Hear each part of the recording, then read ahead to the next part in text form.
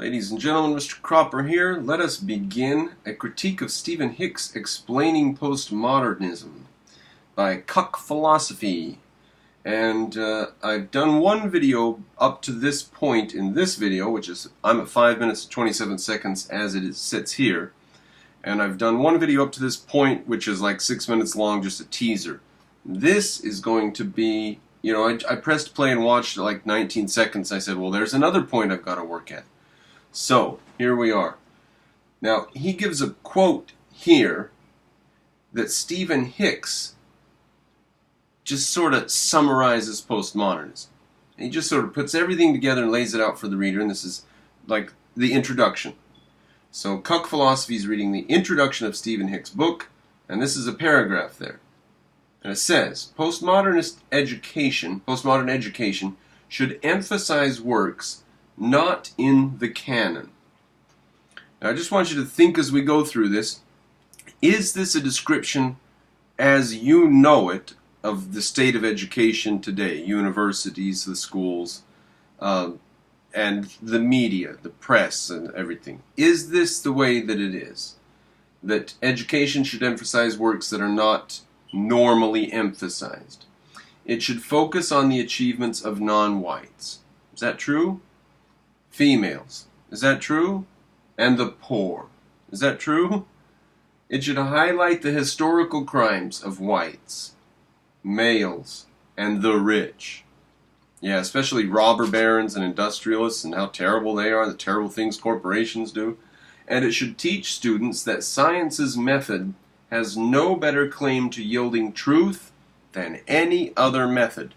Is that what it teaches? That there are different scientific methods and or different ways of science? Science is just one way, right? Science is just the Western way. Does it teach those things or not? Okay? Has Stephen Hicks done a good job here or not? Is that a good summation of postmodernism or not? Okay? Postmodern education should emphasize works not in the canon. It should focus on the achievements of non-whites, females, and the poor. It should highlight the historical crimes of whites, males, and the rich. And it should teach students that science's method has no better claim to yielding truth than any other method. To support this claim, he cites a work by Chandra Talpade. All right. To support this claim, really? Does he need to support this claim? Really? But to support this claim, he's apparently on very shaky ground. This is apparently a very questionable claim, huh? Because he's got to make a case for it now. So to support it, he's found some Indian lady who's got some broken bricks just behind her in this parking lot where they photographed her. They could have cropped that a bit, got the bricks out? No. They could have taken a picture of her somewhere. They could have cropped that. No. Why did they put that there? I wonder why they do things like that. They know. They go to school. They read books about how to do that sort of stuff. So they found this lady in a parking lot with some broken bricks behind her and got a picture of her. Auntie. Now, already such a sweeping claim would need more sources than the statements of a single... Oh, wow. So it's not even... He's not even going to be able to... So she's not even good enough. Broken bricks in the back, doesn't even matter. She's not good enough. It's a huge sweeping claim. It's going to need lots of documentation. So he's going to be able to dismiss it then. You can dismiss almost anything that way, can't you? Just say, where's your documentation? Oh, you need more than one source. You're going to need a lot of sources for that. For what? For that paragraph we just read? We need lots and lots of sources to prove that postmodern education should emphasize works not in the canon, focus on non-whites, females, and the poor, highlight the crimes of whites, males, and the rich, teach students that science's methods are no better than any other method. How many sources are we going to need to show that? That is a simple summation of the facts around us today. Now, the sources might tell us why it has come to be that way, but we don't need a plethora of sources to observe the world around us. According to Cuck Philosophy, we do. Females and the poor. It should highlight the historical crimes of whites, males, and the rich, and it should teach students that science's method has no better claim to yielding truth than any other method. To support this claim, he cites a work by Chandra Talpade Mohanty. Now, already such a sweeping claim would need more sources than the statements of a single, quite marginal professor. But what's more is, I looked into her lectures, and they have no connections with postmodernism. She is a post-colonial feminist. Again, with these people that aren't in the postmodern camp. They, for the purposes of defending themselves, their groups get very, very small indeed. We see them all as Marxists of one variety or another, but they won't even defend Bernie Sanders because he's a capitalist according to them. So when they are defending themselves, they really crack up into little tiny groups. They really fracture. They have no sense of solidarity amongst themselves, the left. None at all, and they're constantly infighting and destroying each other. Hilariously. Tragically. Now, even if happily. Hicks wanted Gladly. I mean, gladly. What if all those guns in World War II were pointed at us? No, they were killing each other.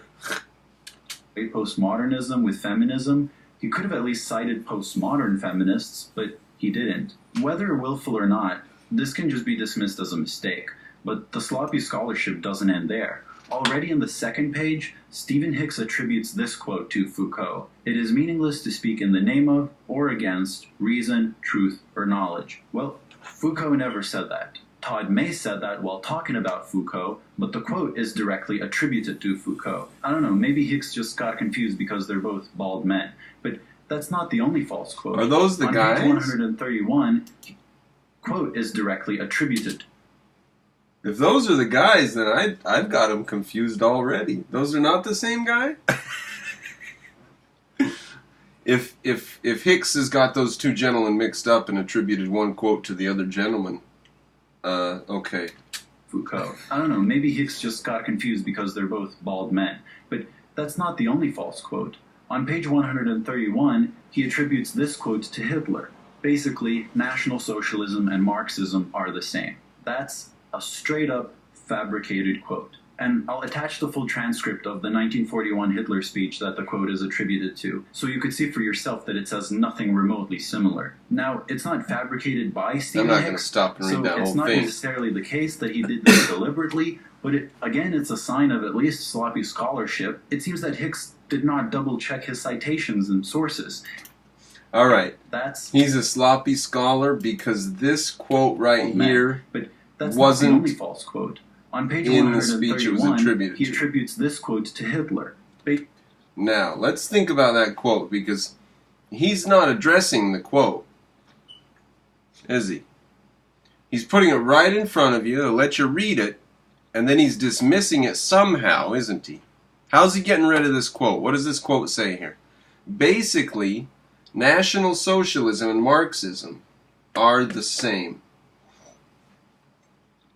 Now, Stalin and Hitler knew this. They were allies. And they knew that they were just different flavors of statism. The government was total in both cases. The government owned everyone in both cases.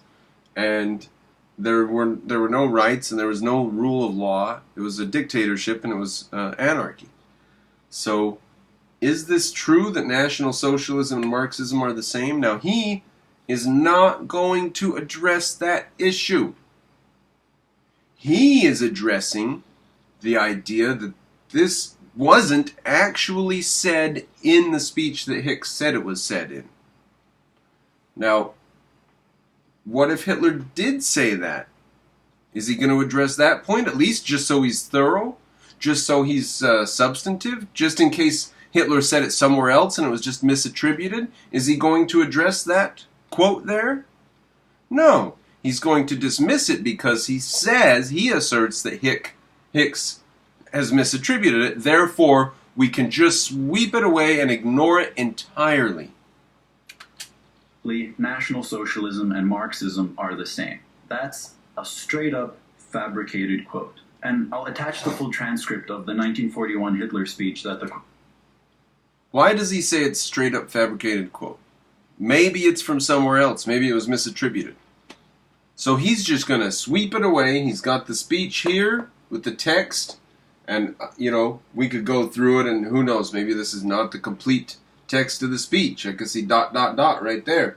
right there. This is not the complete text of the speech. This has been snipped in some way.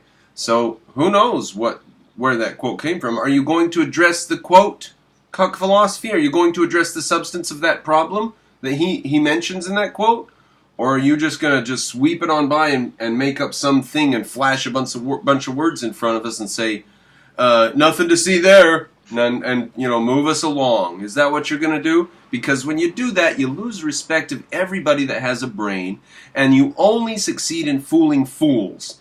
And if you find a big group of people who will buy into this stuff, you look around and they're all a bunch of low IQ drooling idiots. Okay? You do yourself no favor when you do work like this. It's garbage. Is attributed to. So you could see for yourself that it says nothing remotely similar. It says nothing remotely similar. A totally fabricated quote. Could have come from somewhere else, and he shows us an edited version of the speech. Garbage. Garbage. Give us some substantive reply to the quote, just in case it was attributed rightly and you've got your sources wrong, and Hicks has his sources right. Who knows, you're just some damn YouTuber. Maybe Hicks had it right and you've got it wrong. So give us a substantive reply to the quote. No. Just finds a way to dismiss it. A flimsy way. A garbage flimsy way, too. Fabricated by Stephen Hicks, so it's not necessarily the case that he did this deliberately, but it's a sign of at least sloppy scholarship. Alright, so let's not put this down to malice. Put what down to malice? The fact you're a YouTuber and couldn't find the source for his quote? Let's not put it down to malice. We'll just say it's incompetence. Well, nice try. I saw it, buddy. You didn't fool me, alright? And I'm not the smartest guy in society. Alright? That Hicks did not double-check his citations and sources, and it hangs over the book like a black cloud. Then, right after... Boy, he just goes right on with that, doesn't he? Didn't check his citations. Hangs over the book like a black cloud. He just drives on at that. You did not prove that his quote, because you found an edited version of the speech that didn't have that in it, does not prove that the speech didn't have that in it or that Hitler didn't say it. Because your sources don't match Hicks' sources does not mean that you have proven that Hicks that Hicks totally fabricated the quote. That was the claim he made. And now he's saying that fact... So this is just garbage. This is just crap garbage, he said so far. And that fact, he says, hangs over the book like a black cloud. Wow, the Marxists have no substance, no ability to address an actual argument, and they are always and only with emotions and slander. Wow, they are bad, aren't they? Very tiresome. After that, on page 3, we see the first instance of a very basic misreading. Quoting Lyotard on the equation of power and reason, he says that, quote, postmodernism then becomes an activist strategy against a coalition of reason and power. Postmodernism becomes an activist strategy against reason and power. All right, because they view those as having power, as subscribing to reason. So, the postmodernists now strategize against reason and power as they were a coalition. And they try to take down power, they have to try to take down reason. All right, I see where that goes. When they try to take down the power hierarchy, the male hierarchy, whatever, they do have to start questioning reason and logic and science, and they have to say, you and your stupid reason, and so then they are married more and more to skin color and ethnic origin and culture and tribalism in worse and worse ways, collectivism, because they're against reason. And the reason that they're against reason is because they're against power. So we see that here. Okay. This misunderstands what Lyotard, like Foucault, saying that power and knowledge are inseparable, implies. It's not that the coalition between reason and power must be fought against. It is inevitable. It is inherent to both knowledge and power. And this is not an inherently bad thing. In some cases it can be bad, and in some cases good. For a simple example, in a school classroom, a teacher has power over the student to assign readings, homework, to tell the student what the right answers are, and the power to fail the student if one does badly. However, it is this very power that can transmit knowledge from teacher to student, just like the transmission of knowledge from scientist to general public depends on certain powers one has over tools, institutions, and publication mechanisms. To say that... All right. Power would have to... So power is a very weak word here. Power means ability here. It just means ability, nothing more. The power of a scientist to transmit his knowledge to the public has to be weakened so far down that it just means ability. Okay? All right, be careful with the word what you're doing with power, because you've just defined it so weakly, a scientist can use it to communicate his idea to the public. So if a scientist has the power to communicate his idea to the public, that's a very weak use of the word power. This implies a fight against the coalition of reason and power is completely false. Oh, well, that's not what they mean by power. What's your IQ, buddy? What they mean by power in that quote is political power. When they're attacking power, they're not attacking the power of a scientist to communicate his ideas to society. They're attacking the power of the hierarchy, the power of whatever, the government, the entrenched politicians. That's what it is. Do we need to clarify that? You really have a very low IQ, don't you? You really think that they were attacking the idea of power being the ability of a scientist to communicate his ideas to the public. I just give him one more chance to say it. He's very long-winded and not very good at has power over the student to assign readings, homework, to tell the student equivocation. What the right answers That's are, equivocation. and the power to fail the student. We're talking about political However, power. It is this very power, not the power of a teacher in a classroom. This is not what we're talking about. Student. Just like the transmission of knowledge from scientists to general public depends on certain powers one has over tools, institutions, and publication mechanisms. To say that is not the fight subject against the coalition of reason and power is completely false. Right? So he just says teachers and scientists have powers, therefore it's completely false to fight against powers. Okay? Weak, dude. Is that the best you can do? If that's the best you can do, then that's the best you can do. An even worse misreading appears on the very next page. Here, Hicks quotes Leotard again. He says an even worse misreading, as though he's done anything there, as though he did a single thing there. He equivocated political power with teachers and scientists, and said, "Why would you fight against teachers and scientists and their ability to communicate knowledge?" And then said, "On to the next page." Dude, really? Okay, try again. Where Leotard says that, quote, Saddam Hussein is a product of Western departments of state and big companies. Hey, okay, I have news for you. Every single enemy that the United States has ever fought was armed and equipped by the United States. Now that's because there's no other source on this entire planet for the wealth that it takes to fight wars. Okay? Nobody else has that wealth. The Cold War wouldn't have been fought except for the fact that we armed Soviet Russia in order to fight the Nazis. Otherwise, we wouldn't have had to fight them because they wouldn't have had all the great technology and factories that they had at the end of the war. And they used that to build a world-class army that for the next 30 years they did pretty good with up until the 70s. And then it was pretty outdated. In the 80s it fell apart. Now, we armed Russia and fought the Cold War against them. In the 1930s, we built Germany.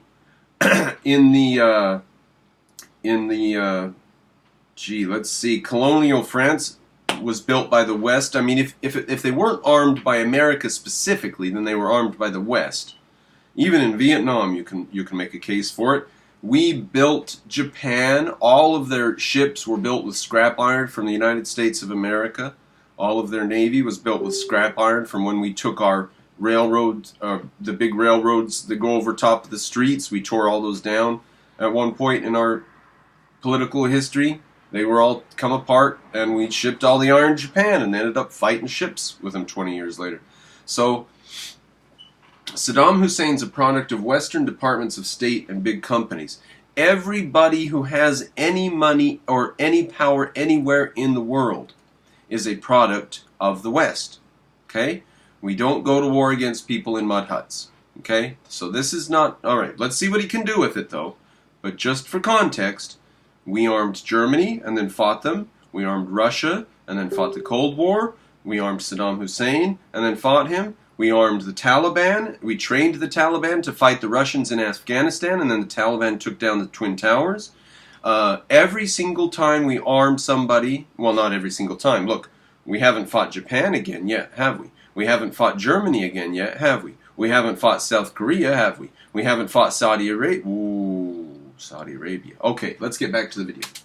This, of course, refers to the fact that during the war between Iran and Iraq, the U.S. sent billions of dollars in economic aid to Hussein's government, and as was reported on ABC in '92, the Reagan/Bush administrations permitted, and frequently encouraged, the flow of money, agricultural credits, dual-use technology, chemicals, and weapons to Iraq. However, Hicks interprets this as saying that, quote, Hussein is a victim and a spokesman for victims of American imperialism the world over. This can't even just be a misunderstanding on Hicks's part. Hussein is a victim okay. Let's read Hicks, shall we? The violence is also experienced by the poor at the hands of the rich, and by the struggling nations at the hands of capitalist nations. For a striking example, Leotard asks us to consider the American attack on Iraq in the 1990s. Despite American propaganda, Leotard writes, the fact is that Saddam Hussein is a victim and a spokesman for victims of American imperialism the world over. Saddam Hussein is a victim of American imperialism, says Leotard, this postmodernist. Just trying to follow everybody's logic, because we are just joining in this group of 5 people here. We've already got Hicks, now we got Leotard, and we got Cuck philosophy talking about Hicks and Leotard, who are discussing Hussein, and then MrCropper's coming in. So let's get in a little thick meta here. But Leotard's writing that Saddam Hussein is a victim of American imperialism. Saddam Hussein is a product of Western departments of state and big companies, just as Hitler, Mussolini, and Franco were born of the peace imposed on their countries by the victors of the Great War. Saddam is such a product in an even more flagrant and cynical way, but the Iraqi dictatorship proceeds, as do the others, from the transfer of aporious, insoluble problems in the capitalist system to vanquished, less developed, or simply less resistant countries. No, okay, you could look at it that way, but probably the Iraq and the Saddam Hussein thing was probably going on in 10 or 20 other countries around the world at the same time. So there were countries being destabilized by one single shipment of arms that cost $18 million that the CIA sent in without anybody knowing. You know, I mean, when you're as rich as America, the change that falls out of your pockets can destabilize whole nations, you know. When you were as rich as Europe in the 1400s, a few boatloads of guys with muskets could take down whole civilizations when they got to Europe. So pointing out this stuff is partly pointing out a tragedy of what happens when America walks around the world and its pocket change falls out. And it's partly to point out the poverty of the world. That America can just go and say to some dictator, would you please fight those guys? They've been stealing all of this stuff and they've been violating our corporations' rights, and we don't want to fight a war against them ourselves. We don't want to pick on them. And so we'll just give you some tanks and you go fight them, right? That's an easy decision for Americans to make, or some Americans somewhere. We all don't make it together, but somebody sent them some money, decided it was the wise thing to do, and they did that with 10 or 20 other nations in that 5-year period, or 30 or 40, who knows? Because we are so rich compared to them that we can have such a large effect, you know. And Britain experienced this too. Britain just would send a boat somewhere with a few guys. They'd set up a police station. They'd walk around with their guns, and they would start a British colony. And they did that all over the world, you know. So that's that's all I can say about that, I guess, right now. Let's just get back to the book here. Leotard never even calls Hussein a victim, or any equivalent, let alone calling him a spokesman of victims the world over. It's genuinely baffling how Hicks even managed to come to this characterization from the quote he used, unless he tried to misrepresent it deliberately. Alright, so he's just saying he doesn't understand why Hicks is doing this. And I'm not surprised that you don't understand why Hicks is doing whatever it is you think Hicks is doing. So he's just saying he doesn't grasp what Hicks is doing here. Not actively trying to find things to nitpick here. On the first four Well, you failed, even if you are, because that wasn't substantive to say you didn't understand why those quotes came together. That was a perfectly reasonable set of quotes, which was, we could read it in context of the book and see what Hicks was saying, but for him to say that that wasn't reasonable and then leave it at that without saying anything about the substance of the subject matter is transparently thin. Pages of the book, we already find a misattributed quote, a misreading, and a miscategorization. Oh, is that what that last one was? A miscategorization? That's what he was upset about? So, so far, he's summing it up so far. What he's summing up so far is garbage. Here we are at 25 minutes. He's at 9 minutes. Garbage. Garbage. Alright, we'll continue with the number 2. Garbage. Cuck philosophy. Any fool that you succeed in fooling is a drooling idiot, and you've got a bunch of drooling idiots with you. How do you feel about that, man? Can't you step up your game and do something a little better than this kind of crap? This is terrible, dude.